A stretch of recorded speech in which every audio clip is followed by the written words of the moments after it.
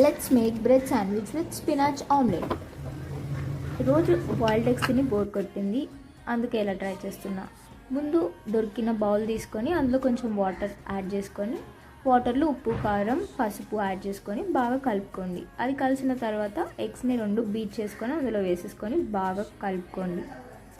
తర్వాత stove on చేసుకొని కొంచెం గీ వేసుకోండి.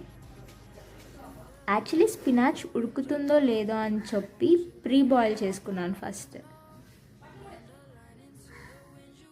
ప్రీ బాయిల్ అంటే జస్ట్ అందులో గీ యాడ్ చేసి స్పినాచ్ని కొంచెం ఉడకబెట్టుకున్నా అంతే. అది ఉడికిన తర్వాత తీసేసా. ఇది చాలా త్వరగా కుక్ అయిపోయింది. యాక్చువల్లీ మనం ప్రీ బాయిల్ చేయకపోయినా ఆమ్లెట్ వేసుకొని దానిపైన స్పినాచ్ యాడ్ చేసుకున్నా కూడా కుక్ అయిపోతుంది. సరే, నెక్స్ట్ టైం అట్లా ట్రై చేద్దాంలేండి. ఈసారికి ఇట్లా అయిపోయిందిగా.